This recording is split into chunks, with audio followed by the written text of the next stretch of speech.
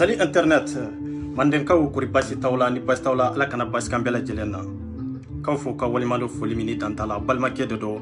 ras 24 ambe kene ka faso jo kene hornya kene dambe kene yere don kene kadala wati dola antebo ka video ke kona kechogo ani kona tabolo me hakina bebe nyogon fe wati bela jelena manden kaw fo ka walimalo foli mini tantala malien dembe jien yororo aka foli na ka tanni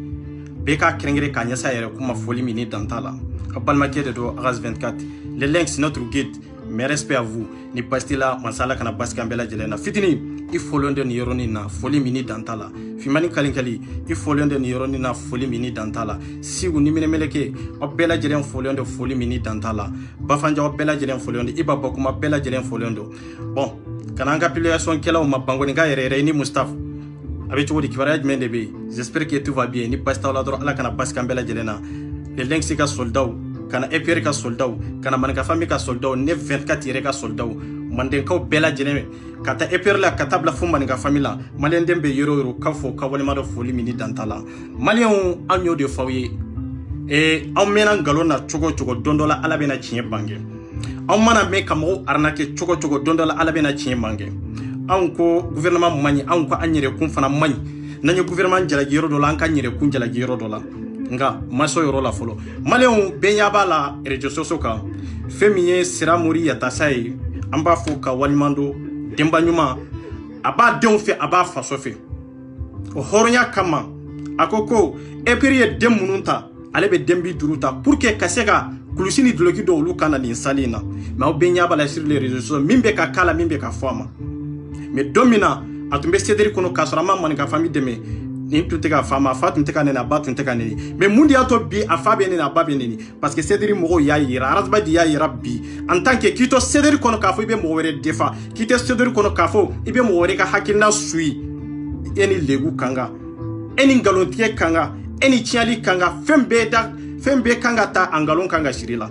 note sera mori ya tasaye ay janati ko beke cédri kono aya kerasba dia aya ke cédri kono mais mato aka bonye e mato aka karamai e mato aka ladiria e mato ay mako minya cédria e mato donna tawla ani cédria tuskasi ke nyonfe ani cédria nisondia ke nyonfe e mato nin kamade ye mankutu jumende daka ko sungurumba de do ko kalabanti de do ko munafiri de do ko jahili de do yo beta ka daka ne bo fo sira mori ya tasayebi kana dimi ni kira mugubay ni kira ko donay ni kira ka armade makonye fodo de ka soro fo momi na bi neni fodo de ka soro momi na bi doya fodo de ka soro momi na bi konia ninka ni toro ninka na balila ku fane ne banena no okani toro fende tu bolo e ka argument de bana cédérité araba ni mina no fe mo fitini munun tora olu yerete ita fe kata nu ma glodo de la ita fe kata manuma mungu no fe nu mu lajaba ita fe kata malendo ku tagatoy horoni ladri munu to mu no fe de ita fe kata kolu to kasro mu lajaba c'est pour cela que bi ibebo kamro bla ki fani baneni no o argument tanyadi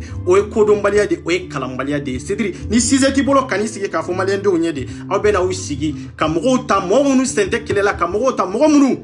nous be ka makonye nous be ka mo makonye au nofe au bu legu sur les réseaux sociaux mais ni te foye nantara ambesi ni mbela jele ni jonde noy ni mo mi sigira e ba fo kono ko ambe arasbadi interpeller non ne be jigi olu de la nkoni souci yere arasbadi de arabadi yere de demse nunu black kafo e kamro legu e kamro fauna ne kamro bonne e arasbadi de noeta sur les réseaux sociaux ni ko joli de kera cédri kono ko arasbadi ta kalama depuis arabadi na ko follow aventure la ni Ivan nananaye Ivan min kera sababu ye kanani arabadi sur les diaspora mais arabadi kera sababu ye kafo ko danini jene kaboka Ivan fana banen o kera benyana otona malendo untumbe rojme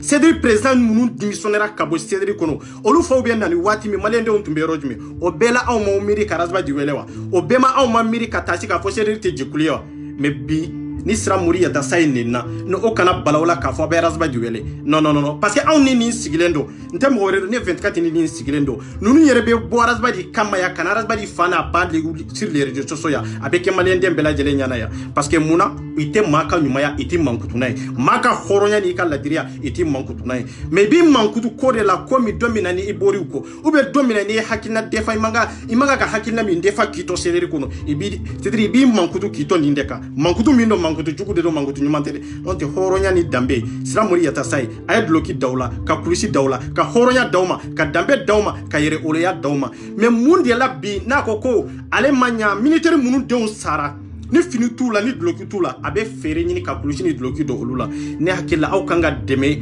Sira Mori Yata Saye fɛ yen pour que ale dɛsɛra yɔrɔ min aw ka se ka yen dafa n'a sɔrɔ aw ta ye Mali ko ye n'a sɔrɔ aw ta ye jamana ko ye n'o tɛ EPR ko tɛ mɔgɔ si tɛ se k'i bɔ maninka famille kɔnɔna de la i bɛ maninka famille fɛ o i t'a fɛ o en tant que n'i ye maliyɛn den de ye i bɛ maninka famille kɔnɔna na parce que maninka famille kɔrɔ tɛ fɛn wɛrɛ ye maninka kɔrɔ tɛ fɛn wɛrɛ ye o ye maliyɛn den bɛɛ lajɛlen de ɲuman fara juguman kan bɛɛ b'i yɛrɛ y'a kɔnɔ mais aw mana aw yɛrɛ sama cogo cogo aw bɛ liti de dabila n'o tɛ anw ka hakilina a bɛ defa aw yɛrɛ ka guide ye Arazbadi a ye lɛlɛ se ka hakilina defa yɔrɔ min surtout aw yɛrɛ a lɛlɛ se ka hakilina defa ya aw b'a fɛ jɔn de kana lɛlɛ se ka hakilina defa ya aw b'a fɛ jɔn de kana defa jɔn mais Sira Mori Yata Saye ne kɔni bɛ min f'i ye ne 24 tu es bienvenu sur le Maninka famille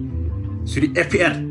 an b'i kunbɛ kunbɛnni ko ɲuman parce que an ko Mali de en tant que n'i ye Mali kanu wallahi an y'i kanu solo tamani nin tɛ dusubɔ ko ye aw kana dimi aw kana fitini laban a bɛ t'i bila ko de la ko min i n'a mankan i ma sigi n'a ye a ye na Maninka famille kɔnɔ anw de y'a fɔ an bɛ bɛɛ kunbɛ fo mɔgɔ min kɛra don min na n'i ko i tɛ Mali fɛ fo ni mɔgɔ min kɛra don min na n'i b'a fɛ ka dankari Mali la fo n'i kɛra don min na e ɲɛ ye tana ye Mali ka hɛrɛ ye anw b'o dankari o tigi de la aw anw yɛrɛ jugu ye o tigi de a ye na Maninka famille kɔnɔ minnu bɛ a y'u to yen n y'o de fɔ hɔrɔn t'a kɔnɔ ladiri t'a kɔnɔ je dis je répète n ko hɔrɔn tɛ séderi kɔnɔ ladiri t'a kɔnɔ yɛrɛ dɔn t'a kɔnɔ parce que ni hɔrɔnya b'a kɔnɔ Arazbadi ye nin ɲɔgɔnna de kɛ maa si tɛ yen n'i mi bɔ c'est-à-dire i bolo tan ni fila k'a ta k'a di Arazbadi ma a k'a dun k'i sigi a kan k'i sigi a kɔnɔ wallahi k'a sɔrɔ a m'i tigi lebu sur les réseaux sociaux a ka grand dossier k'a ten maliyɛn den fila lajɛlen bɛ yen mɔgɔ hakɛ min tun bɛ Arazbadi suit sur les réseaux sociaux mun de y'a to mɔgɔw banna CDR la CDR tɛ mun de y'a to mɔgɔw yɛrɛ banna Arazbadi yɛrɛ la kun jumɛn de la fisuruwale ye kafiri de ɲumandɔnbali ye kafiri de Arazbadi ye kafiri de don jahili de don parce que mɔgɔ min tɛ mɔgɔ min ka ɲumanya dɔn mɔgɔ min tɛ mɔgɔ min ka hɔrɔnya dɔn mɔgɔ n'o man kan ka jɛ de mɔgɔ man kan ka ɲumanya kɛ ninnu ye dɛ i y'a kɛ dibi la o ninnu t'i mankutu i y'a kɛ sutura la o ninnu t'i mankutu i nana kɛ kɛnɛ yɛrɛ kan ninnu t'i mankutu ninnu b'i mankutu fɛn dɔ de la fɛn min olu ka hakilina dɔrɔn defali olu yɛrɛ kuntilenna bɛ yɔrɔ min na de fo i k'o yɔrɔ dɔrɔn de defa en tant que n'i bɔra domini kɔnɔ don min e de ye kalabanti e de ye jahili e de ye munafiki e de ye janfanti ye janfa joli de kɛra Mali kɔnɔ n'a sosi tɛ Arazbadi ye maa joli de lebura Mali kɔnɔ ani Mali ko kan n'a sosi tɛ Arazbadi ye ni mɔgɔ min jɔra o la k'a fɔ e bɛ Arazbadi de interpeller ne t'a dɔn e ɲinɛnen de don ou bien ɲɛ tɛ ko la de ou bien i tɛ lajɛli de kɛ sur les réseaux sociaux an t'a fɔ ko Dani nɔ ye nin ye an t'a fɔ ko Jɛnɛ nɔ ye nin ye parce que sosi ye jɔn ye Arazbadi kuma dɔw bɛ bi ne tɛ se k'a fɔ yan ni n y'a fɔ yan hali ni lɛlɛnsi ma bɛ dɔ de bɛ se k'a lase lɛlɛnsi ma ne b'a dabila mɔgɔ tɛ se ka kuma i nɔ la k'a fɔ i se t'a tigi la mɔgɔ tɛ se k'i defa k'a sɔrɔ i se t'a tigi la o ye nkalon de o ye kalabantiya de o ye munafiya de a bɛ minnu kun na k'a fɔ Arazbadi tɛ nin kalama ko nkalon de don Arazbadi b'a kalama parce que ne bɛ video kɛ min na ta lɛlɛnsi b'a kalama ni n ye ɲuman fɔ a b'a faamu ni n ye juguman fɔ mɔgɔw bɛ taa lasama hali n'a sɔrɔ a ma ye a b'a fɔ ko n'a y'a sɔrɔ n b'ale de defa n k'a dabila. Mais c'est ça la vérité. Tiens be kene kande tiens dogolen to. Mais malien nyabe tiens la mais te tiens fo. Malien nyabe tiens la tiens be boyromi pour que ida ka magala ida te magala. Ninte jenene Dani noyo. Ni Arazbadi de noy. Majul de legura ni Arazbadi de note. Majul de nyumaya ke céderier ku baw fere ku koromso fere ku ka du fere ka do céder la nu tugu te ka lego Arazbadi yere sigile nyana. Ngo céderi bamako de be ka partager. Ngo les communications de céder au lieu de be ka partager. Tiens la taux Arazbadi sɔrɔ mais anw minnu b'a sɔrɔ don aw de bɛ k'a partager anw minnu b'a sɔrɔ aw de bɛ k'a lajɛ aw bɛ se ka na aw jɔ anw ɲɛna tugun k'a fɔ aw bɛ hɔrɔnya kuma fɔ aw yɛrɛ ma kɛ hɔrɔnya Arazbadi ma aw bɛ se ka kɛ hɔrɔnya jɛkulu kɔnɔ aw ma kɛ hɔrɔnya jɛkulu kɔnɔ aw bɛ se ka jɔn de mankutu aw bɛ ka mɔgɔ lebu ta communication de CDR de Arazbadi a mɔgɔ tɛ yen Sira Mori Yata Saye ka dɔrɔmɛ tɛ mɔgɔ min kɔnɔ a mɔgɔ si t'u cɛla ye ne y'o de fɔ n ko CDR n ko communication min bɛ Arazbadi bolo a source bɛ ne de bolo mɔgɔ minnu bɛ yen ne y'o de fɔ ne ye layidu kan de d'u ma ni cɛ b'u la cɛ min bɛ se k'i bɔ ka kali k'a fɔ 1,500,000 ma d'i ma a cɛ ka bon n'u bɔra don min b'a vocal bila bɛɛ b'a lamɛn kelen kelen anw ye de fɔ an tɛ kɛlɛ kɛ hɛni kɔnɔ an tɛ kɛlɛ kɛ kalabantiya kan an bɛ kɛlɛ kɛ mun de ka hɔrɔnya aw ko bi ko Sira Mori Yata Saye k'o de ye sunguruba ye aw ko bi k'o de ye kalabanti ye mais hɔrɔnya bɛ min maliyɛn denw e min bɛ CDR kɔnɔ i ma bɔ fɔlɔ de e k'i sigi ni ɲɔgɔnna bɛ e ɲɛ cɛ min b'a kɔnɔ ni ɲɔgɔnna bɛ e ɲɛ mais Dani ani Jɛnɛ ni Habibu Camu ninnu ye confunde ninnu ma kalan ninnu tɛ diɲɛ kalama ninnu bɛ k'u ka vie de dilan maliyɛndenw kan ninnu bɛ k'u ka vie de dilan adamadenw kan ni min engagera dɔ min k'a fɔ aw ka vie tɛ dilan ne ka ɲɛnamaya kɔnɔ aw ka vie tɛ dilan ne ka nafolo kɔnɔ ne nana hakili la faso ko de don mais faso ko tɛ mais ni kana baw la ni arnaque ni bɔra jɔn de la Arabadi ye maliyɛndenw arnaque k'a tɔgɔ da Mali de kun a ye fasodenw arnaque ka diaspora arnaque k'a tɔgɔ da Mali de kun parce que quoi bɛ Maliko kɛlɛ de la mais a Maliko kɛlɛ wulilen ni bi cɛ san 3 a sera ka mun de inventer Mali kɔnɔ a sera ka mun de yira maliyɛndenw na est ce que a kɛra wa a foyi tɛ a sera ka min yira maliyɛndenw na pas pagate encore a ye tiɲɛli de lase maliyɛndenw na parce que a nana k'an fara ka bɔ ɲɔgɔn na balimaya tiɲɛna sinjiya tiɲɛna teriya tiɲɛna kabilaw tiɲɛna c'est à dire hɔrɔnya yɛrɛ de banna adamaden ka nin kɛlɛ in kɔnɔ adamaden ka nin jɛ danbe yɛrɛ de banna kɔnɔ mais adamaden yɛrɛ t'a dɔn a kan ka min fɔ parce que a tɛ se ka kangari da Jɛnɛ ye a tɛ se k'a da Dani ye a tɛ se k'a da Habibu Camu ye n'a y'a da ninnu ye don o don o don ninnu bɛ bɔ a kama sur les réseaux sociaux bɛɛ ɲɛ b'a la k'a fɔ ninnu tɛ adamaden ka hakilina nɔfɛ tugun mais adamaden de tɛ se ka kangari da ninnu ye à vrai dire ne arbadi ye kangari da ninnu ye don o don i bɛ ka sira mori yata sa ye fa nani ta i bɛ ka ba nani ta i bɛ bɔ ale arabadi kelen de kama parce que i ye tɔgɔ sɔrɔ k'a da arabadi de kan i ye jamu sɔrɔ k'a da arabadi de defali kan arabadi ko faso de c'est pour cela que maliyɛndenw tugura kɔ n'o tɛ a ka nafolo tɛ mɔgɔ si kɔnɔ dɛ ni maliyɛndenw y'aw danga bi o danga b'aw minɛ k'a da la maliyɛndenw de ka nafolo b'aw kɛlɛ aw bɛɛ lajɛlen kɔnɔ kelen kelen mais hɔrɔnya bɛ min danbe bɛ min an tɛ tiɲɛ fɔ ɲɔgɔn ye an ka taa ka bɔ yan an tɛ hɔrɔn kan fɔ ɲɔgɔn ye ka taa ka bɔ yan maa si tɛ maa min ba ni malidenya cɛ maa si tɛ maa min ni fanga b'i la Mali kɔnɔ ka tɛmɛ maliyɛndenw tɔw bɛɛ lajɛlen kan maliyɛnden ye maliyɛnden de ye donc bɛɛ kan k'i da sago fɔ Mali ko la aw ko mɔgɔ wɛrɛ kana association wɛrɛ defa mɔgɔ wɛrɛ kana mɔgɔ wɛrɛ ka hakilina ta donc aw bɛ ka jɔn ka hakilina defa arabadi mais arabadi tɛ ka Mali hakilina defa de a tɛ ka Mali ka hɔrɔnya a tɛ k'a lasaga ma de n'a kɛra cogo cogo arabadi ye tiɲɛli min don Mali kɔnɔ anti-visite tɛ yen et puis a vidéo kɛla tɛ min de la ka tiɲɛli don Mali kɔnɔ a tɛ a mɔgɔ tɛ Mali kɔnɔ adamaden de nana ni tiɲɛni ye ale de nana ni jɛnɛya ye ale de nana ni suɲɛli ye ale de nana ni kalabantiya ye donc a b'a fuwariden ta ka bɔ maliyɛndenw kun na n'a dɛsɛra n'a tɛ se ko la n'a tɛ Maliko kɛlɛ la ko entrée ko kɛlɛ maliyɛndenw ko k'u mako t'a la ko a ka hɔrɔnya k'u yafara a ma ko parce que hɔrɔn tɛ ko a ka danbe k'u yafara a ma ko danbe t'a la depuis ka taa arabadi fa la kana bila fo arabadi yɛrɛ la hɔrɔnya t'u la danbe t'u la i bɛ fɛn fɛn na u ka entrée personnelle i bɛ fɛn fɛn na i ka hakilina dɔrɔn defali ani u ka poche defali i bɛ nin dɔrɔn de la n'o tɛ hɔrɔnya bɛ min danbe bɛ min kan'i sigi ka fa ne ni ba ni kin k'o ye dese de o ye kodɔnbaliya de aw ka bɔ ni argument ye n'a sɔrɔ a cɛ bɛ sederi kɔnɔ i bɛ silamɛya min defali la k'u ka bɔ ni silamɛya argument ye i n'a anw ka fara ka bɔ ɲɔgɔn na ou bien ka bɔ ni jamana jɔ argument ye i n'a anw ka fara ka bɔ ɲɔgɔn na n'a sɔrɔ a cɛ b'u cɛ la a cɛ t'u cɛ la o n'i y'a ye bi maliyɛndenw bɛ ka faga jamana kɔnɔ ani jamana kɔ kan n'i y'a ye bi dibitew ka voix suɲɛra fɛn wɛrɛ tɛ arabadi de nɔ don parce que arabadi de nana ka mɔgɔw arnaquer k'u fara ɲɔgɔn kan n'i ye mɔgɔw arnaquer k'u fara ɲɔgɔn kan ka t'i dogo dibite dɔw kɔfɛ o ka fɛn suɲɛna e ma se ka kuma e ma se ka bɔ k'a fɔ e bɛ mankan kɛ nin na e bɛ se ka mankan kɛ nin na dɛ gouvernement ka 400 millions bɛ e kɔnɔ e bɛ se k'a fɔ i bɛ ka ye baara min kɛ ko a ma bɛn i bɛ se ka Manasa i bɛ se k'o critiquer mais Manasa source ye jɔn ye i bɛ ka de don parce que i bɛ ka de y'a bila place in na an minnu bɛ bɔ ka kuma ko arabadi ye tiɲɛ fɔ a ye tiɲɛ fɔ ka taa yɔrɔ jumɛn n ko nin de kɛra présidentielle la an minnu bɛ bɔ k'a fɔ Ayidara ye tiɲɛ fɔ a ye tiɲɛ fɔ ka taa yɔrɔ jumɛn n ko nin ɲɔgɔn de kɛra présidentielle la an minnu bɔra k'a fɔ ko Diko ye tiɲɛ fɔ n ko nin ɲɔgɔn de kɛra présidentielle la n ko nin kɛra ka Diko to balole nin kɛra ka Ayidara to balole nin kɛra ka Sidiki Ɲoro k'o tɛ balole présidentielle ta man jugu ni nin ye présidentielle ta kɛra ya anw de wulila k'a fɔ an bɛ kɛlɛ kɛ an faw nɛnna an baw nɛnna an gosira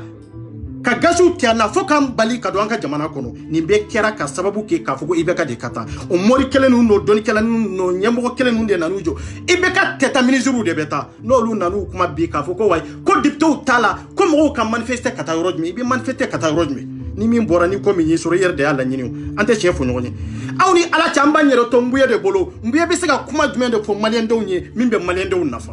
ninnu bɛ se ka na ni hakilina jumɛn ye min bɛ Mali defa ninnu bɛ se ka na ni miiriya jumɛn ye k'a fɔ maliyɛndenw bɛ lawasa a kɔnɔ a hɛrɛ bɛ se anw ma a makari bɛ se anw ma wallahi billahi a tɛ ninnu b'u ka entrée de defa ninnu b'u ka sini siɲɛsigi Nbuye b'o de defa Nbuye tɛ bamanankan yɛrɛ mais surtout o kana moral dɔ adamadenw ko adamadenw ka se ka min faamu can tɛ kunu ka bɔ nin dibi in na ne ko hɔrɔnya bɛ kɛ tan diya ne ko danbe bɛ kɛ tan diya yɛrɛ dɔn bɛ kɛ nin kɛcogo de la aw ni Ala cɛ k'a fɔ ko dɔnnikɛla i bɛ ko dɔn i bɛ ko kalama ko hakili ɲuman b'i la ka ɲɛsin jamanadenw ma i ka sigida kɔnɔna na Nbuye ninnu bɛ kuma cogo min ani taacogo mun b'u bolo aw ni Ala cɛ ninnu de bɛ se ka Mali la développer ninnu de bɛ se anw ka hɛrɛ ɲini k'a di anw ma wa mbuye nunde be se ka hera nyini ka dia o ma na ube mbuye nunde ko aw be sam mali inte avancer na ube mbuye nunde ko malu be ten ndinge kono ando mbe na ka soro ni ndinge ndo kono na tora diko nunu ga hakilna ko wallahi ambe be sandi ndinge kelen kuna mali ti avancer parce que hakilna foite nunna minye mali tanye kuna foni foite nunu bolo kana nay mali ndon ka se ga la wasa kono ke ko hera bata kono jamana kono ani jamana ko ka wallahi billahi na beke wallahi hatege parce que hakilna nyuman tulo biyato président be tu nyongori mbuye bolo biyato ministre be tu nyongori mbuye bolo biyato aidara ni président be dumini ke nyogon fe minan kelen kono nko ya soro on be sa chenchenka o ya soro on be yele kujika o ya soro on be prison bawla me ya kuma fo o do ima kuma fo ni be ka ko ale ni haidara te nyogoni a jode do munde kera tigiru la de a tigra mali doni kila wala de a tigra mali almami wala de horonya tula dambe tula aya do bebe kaka entre de defa bebe kaka vide de la jamana deunka orke ina le gerlembe nyogona dongoro ibe dumini ke nyogon fe ka kafe ta nyogon fe o donde tunye an ka toro fo donye o donde tunye an ka nyani ta donye me mi umiru o dona de me bi ni be ka ko ale ni haidara te nyogoni ite nyogoni ke anaka chie do anaka raison de parce que yado ibe sira do de ka sira mini chie ta kono mamale ndo ta kalamadi mais à vrai dire ibe ka bora kalamadi c'est ça la vérité domina aidara ni diko ini be ka be dumini ke minan kelengono o ya soro ambe toro jumende kono nko ya soro ambe chenche undeka o ya soro shirota auna o ya soro ambe ka boka bo ambe ka boli ka bo mali kono de o donna ima songa malendo nka gileafo parce que olube hera kono oluma so odon ka fo ko malendo mbe ka boka sak ko jika oluma so odon ka malendo nka kuna foni la se be kama o de tunya fo donye mais o fo don te munu bolo bino lugo kuma go be ibe ka te sonke anaka raison de do parce que domina ikanga kuma mi fo no don foli kuma temenika o kroire ebe ki ka entere de nyini odon ima kote jamana dawna odon e makota la ka fo ko jamana mi biko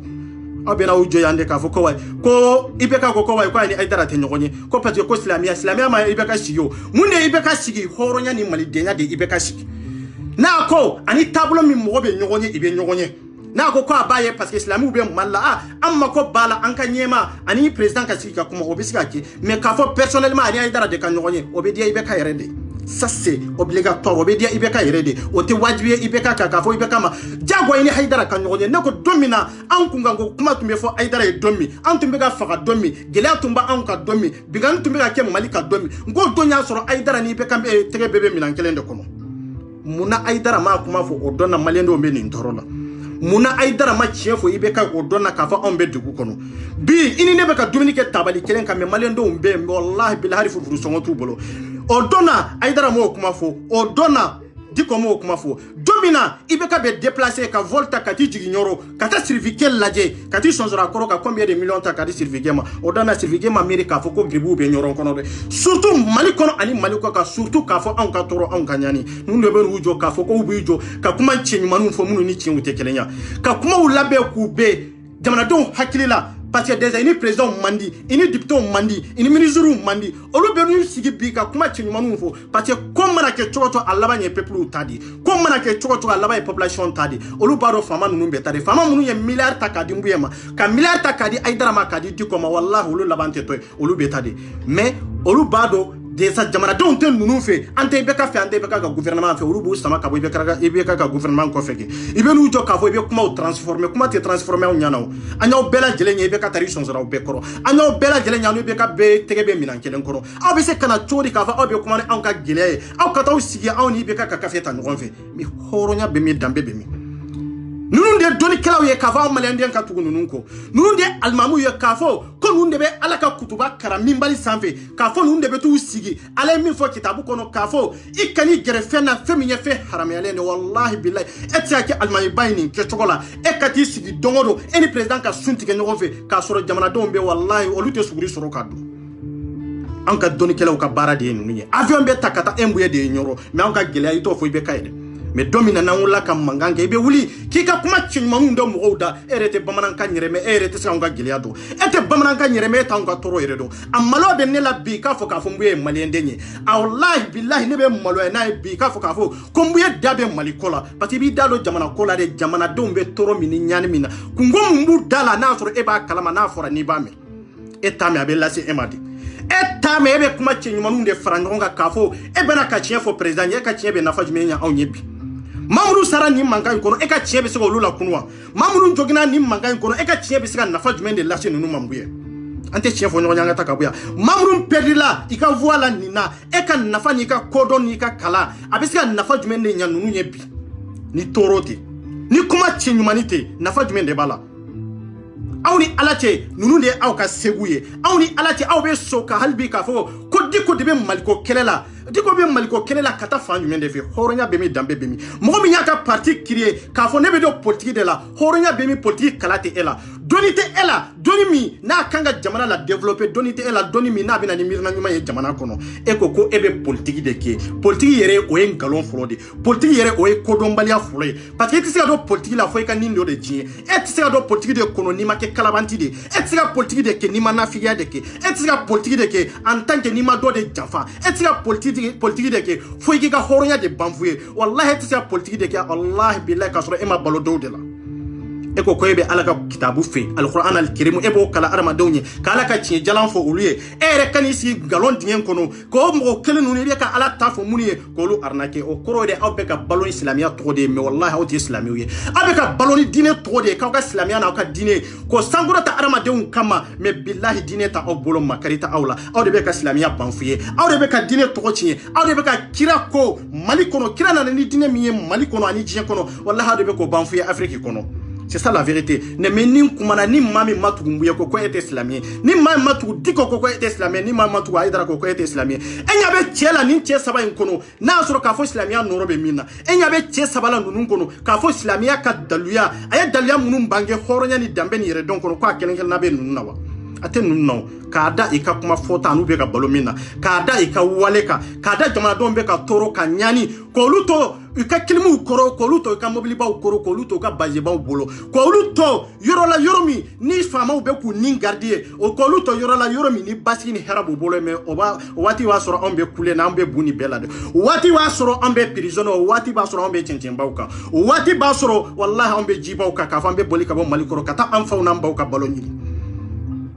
o wati ba soro wallahi ambe jamana do de kono ante taro da nyerela ante na yoro da nyerela ambe tlaka tugununu de ko hornya kama dambe kama ese alay malenden da hera kama wa ese alay malenden da ka fo aka basiki soro mali kono wa ese alay malenden da ka fo aka hera soro nyina ma kono ante hera soro nyina ma kono fo anga ka nyere ante basiki soro nyina ma kono fo an yerde ka so nyere kunye ka fo maji tena jo an ni fama uche maji tese ya jo an nanka hake nyini ke na make an jenu damaye nka niye bi mugu be ka ti malende na mali kono niya bi gasi be ka ti du kona na mauka du be ka jani mau be ka bo fevere tere anyan jigi ke nindina nyema nununde non ninu makuma an fagali ke ba ni nunu makuma tasuma donte dabla an ka soula ni nunu de makuma an tanka hera soro ni nunu de makuma an tanka ladria soro an tanka dambe na ka horonya soro parce que anyan jigi bo alaka kan jigi bo an fauka kan jigi bo an bauka kan jigi bo an yere kunga kan jigi dam mauka mamunu de alado ita kirado mamunu nana ka baloni dine toy mamunu nana ka baloni kira toy mamunu nana ku dogo islamia kofe ku dogo ka bloki ba unuka kloju kofe ka fo ala ka soro ala tigelum be wula kira tigelum bula mi horonya be mi dambe be mi amalendo ba fo ko mali be avancer amalendo ba fo ka fo ko mali dambe jamana ko horon jamana de da enya be che jumen de la ka fo ko mali kono ko horonya bala ko dambe bala ko abe se ga mali ndo ga hakke nyini jamfata kono kalabante ta kono ko ateka balo mali ndo enya ba che laiwa enya ta chi lai ka ta gouvernement kono ka tabla aka segu munumbe aka mori munumbe donc abe ya kalabanti kelawundi e kanana kuma che nyimani de fo aw nyini vocal ni video ye ibe ka ya dota ya bota domina aw ni ibe ka tumbe dumini ke nyon fe o donya so ibe ka be choko jumena domina ba fo mali ndo ne anka fere nyini ka tu ibe ka ko islami do aw ma fanga tuka ko ka fo ko dambe balade aw ma fanga tu ibe ka ko horonya balade aw ma fanga tu ibe ka ko jamana kanu balade aw ko anka tu ibe ka ko de ko pati ko inshallah ko allah ko islamia noro bala ko abe islamia fe ko ibe ka nana ko islamia be basi islamia basi grawa islamia ma basi yo antunganga ibe ka tade ka fo ko jamana wala sana nana jamana be basi ngaw islamia tandi dine di ay ibe ka tani dine de aw de ko anga tu ibe ka ko 2013 o 2013 kile anka tu ibe ka ko embuye ka tla ka 100 millions labo ko di ibe kama etano ka fo fantan joli de be nyoro ni bama ko che fantan joli de be nyoro ville kono grebo joli de be e ka du entourage la fantan joli de be grebo joli de be surtout quand on dit le président de la république ma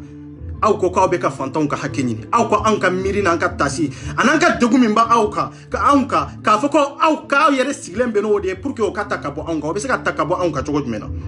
e nana ni 100 millions min e nana ni 500 millions min ko be ka campagne ke munani e mo ke ka baraka yoro do daire pour que malien dem munum be nyoron kono nu tonyono de nu te barala nu be dugun kono wallahi ni setu e nu dabali tu e ulu ka se ka baraka yoro so e ka sara doni surtout elle n'a dit le président de la République koko de campagne elle n'a dit madema mami ka fo mbi deme ma fakala mbi deme ma janfala mbi dege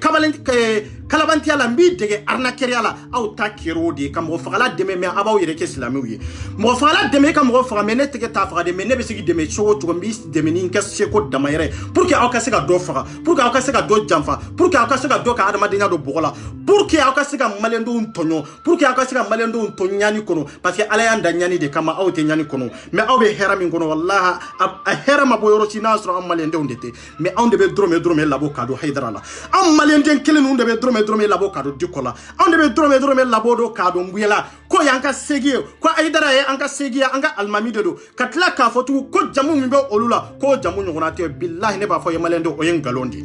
wallahi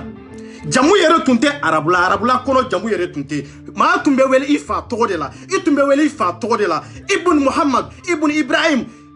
ni ndronde do aras 24 ibn Muhammad ube ibn Abdullah ni ndronde do ibene wele kin fa togo do aka ube be wele kin fa togo do aka ifa e mo mi ibe wele itobe da odronde la me jamu tuntende mun nana ni jamu yere baya ani yere waso mun de nana nay ani yere nyanga ani yere yira ni de nana nay parce que jiya kadi mamunu ye jamu ko kadi uluye jiya kadi mamunu ye ulu be waso ni fewnye femunu na fate femunu na yana o ka waso ka foko aw jamu ye haydara awe haydara uta yoro min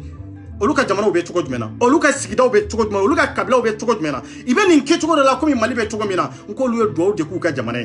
iga jamana kona ibe don kabo ite cinci ibe don kabo toroti soro nyani ti soro surtout ko bana mais on ka jamana in kono e kan ka jamana la je kan ka vitogo la jan ka jamana kono harbi am maseka alado ka kirado ka islamia ka ni arabia bo nyogona ka islamia ni yere baya bo nyogona ka islamia ni kodonbalia bo nyogona ka islamia ni arnakeria bo nyogona am masolare harbi am fagat am mo munum be je ka am faga mo munum be je ka arnake am be tuwo mo kele nunde ko anga segu ka foko anka almamun ko nunde be tiefo anya be ni tie sabai na ka foko tiebe bo nundawa awni alate chebe bon dikoda awni alate mbuye chebe bon mbuye da awni alate chebe ba haydara da num benu ka vie personnelle de do aba nunum be ko do be nunum be la jele ni président ci ko do be nunum be la jele ni gouvernement ci ite se ko ke kelke bere ko keleta kana nyagamanga kele kono ko keleta kana kuma ci manun dla ka fo population be torola mo ka hakemina na o hakemina ni o yasora be rodmi en contre la audio on ka hakemini ka on ga dambe na ka yere ma horonya ko mine ko di be kama domina on ka be ka toy awde ko kwanga be ka toy domina ngo kambe sa ante do wallahi ante be ka toy awde nana ka foko malendo on ka to awtala horonya ni dambe ko so ka so 2013 awde aunda kankantigi depuis Moussa Tlela anga kramo be ni kechugo de la depuis Moussa Tlela Moussa maso anga kramo bolo ni tablo de la Moussa maso ka gera anga kramo nanka moru la ka da ni sababu de koso. C'est pour cela que depuis Moussa Tlé, Ankani Kramo Munumbe, Ankani Segu Munumbe, Kafan Tulembuko, Nunde Maliti, Bagate Malakateme Nununka. Nyani te Mali kono, ni Nununka Nyani dete. Toro te Mali kono, ni Nununka Toro dete. Aba Mofakate Mali kono, ni Nununka Mofakali dete. Ouais, c'est pour cela que ye bembembe ko tracer pour que Moussa kata Moussa koni tara alpha nana yutlo alpha la abdella kay ka go president jumende nana kasurani nunu mandi ni beka ko ko ni nunu te nyonya ka chinye do kemin kadi beka abake jamana ko parce que onde anjigi takabo anyire kunka onde taranjigi seme fena femunu nutimbe ka balona on toy nutimbe se kata on toko ke ka ke president ka president yere sangro tana ini president be Dominique Minankelen kono domina ikanga on ka torofo me odona man ka torofo parce que mirla domina beka café minta nu ya on ka torofo café be kuno udakuno mais masonga horonya deta ka dambeta ka yerema horonya ta ka jamanata o ya mundeta e ka entre personnel ani ube domina yo de ta malende on sample yo de ta mali sample am malende o tetu ko de aba kantoni hakilnaka wallahi kantoni ndina nyema nunde ko ni mali bora nola wallahi ni mali bora nola basura ala ko engaloy parce que anyan jigi bo ala de ka pour que angan jigi ke ala e kan jigi kan nyere kunye o jamana mimbe joni de makroba nunu ni makroba nunu sibe hakemina nunu sinu ka tablo ni ka hakina be hakemina o jamana mimbe se ka développer nay o jamana mimbe se ka basigi soronay o jamana mimbe se ka horonya soronay o jamana mi ni larabo ni sabali ni munu be se kana kono kan nunu to ni hakilna enka. C'est ça la vérité. Vol de beta dongo kata jigi ekoro kata sonzore kono hakem be di ma on ta don ma on malwende on kan na folo de be di ema e ka 100 millions ta kano di o be ka kelema mais horonya be mi dambe be mi malendu ante tiɲɛ fɔ ɲɔgɔn ye Haidara min don i bɛ ka tigɛra na fɔ ka taa cuwa ko hɔrɔnya ni danbe kama tiɲɛ yɛrɛ de ka fɔ ɲɔgɔn ye Haidara e ni bɛ ka i ye siɲɛ joli de kɛ aw bɛ don ɲɔgɔn kan ka bɔ ɲɔgɔn kan o don de ye anw ka tɔɔrɔ fɔ dɔn ye mais o ma fɔ o don ko bi e mago bɛ i bɛ k'ale i bɛ ka ɲɔgɔn ye fa de bɛ i bɛ k'ale ou bien a kunkolo tɛ baara kelen tiɲɛ b'a bolo kɛ parce que a b'a ka mandat laban de la a b'a ka ladiriya laban de la a b'a ka hɔrɔnya laban de la aw de y'a tɔgɔ tiɲɛ ka tɛmɛ mais o don na i bɛ ka tɔgɔ tun bɛ tiɲɛ don min i tɛ bɛ ka tun bɛ tasuma don Mali la don min an ka sɔrɔdasiw tun bɛ sa nord la o don y'a sɔrɔ anw ni i bɛ ka bɛ café ta ɲɔgɔn fɛ nka o don na aw ma kuma fɔ a ye mais kɔfɛ de aw bɔra ka na janfa ni kuma dɔw siri ɲɔgɔn na k'olu dulon i bɛ k'a la k'a fɔ ko jamana ɲɛmaa man ɲi a kɛra aw ko de ya jamana ɲɛmaa man ɲi a sigira aw ko de wa jamana ɲɛmaa man ɲi n ko aw de ye jamana ɲɛmaa debaga ye n ko aw de ye ministres ladonbaga ye n ko aw de ye députés sigibaga ye fɛn jumɛn de bɛ Mali kɔnɔ président jumɛn de sigira Mali kɔnɔ ni e Haidara t'a kalama n'a y'a sɔrɔ ni e Haidara tɛgɛ tɛ ɲɔgɔn bolo a tɛ ye e Diko k'a sɔrɔ aw tɛgɛ tɛ ɲɔgɔn bolo a tɛ ye e Mbuye k'a sɔrɔ aw tɛgɛ tɛ ɲɔgɔn bolo a tɛ ye a bɛ tɛmɛ kyrosène de bɛ don avion kɔnɔ k'o ta ka taa jigin e Mbuye kɔrɔ k'a fɔ ko an nana i ka dɛmɛ ni Mali joliko kuma ye i ka dɛmɛ ni Mali miirinako ɲuman ye i ka dɛmɛ maliyɛn dɔw bɛ se k'u ka hakɛ sɔrɔ cogo min jamana bɛ se ka avancer cogo min san 10 ou bien san 20 ni kɔ avion de bɛ ta ka taa e Mbuye ye Ɲoro e ma se ka kuma foyi dɔn ninnu da e ma se ka layidu kan foyi dɔn ninnu da anw maliyɛndenw kama wallahi b'a bɛɛ kɛ de Ala ka sababu ɲuman d'an ma Ala ka Mali basigi haro fana kuma bɛ taara di e ye de e ni Ala cɛ hɔrɔnya kama anw kan ka tugu e kɔ hɔrɔnya kama est-ce que aw bɛ ka Ala yɛrɛ ta fɔ wa est-ce que aw ye kuranɛ yɛrɛ kala k'a dɔn wa n'u ma kuranɛ kalan n bɛ k'o de fɔ don o don maliyɛndenw ye c'est-à-dire maa dɔw bɛ yen i b'a sɔrɔ a ma kalan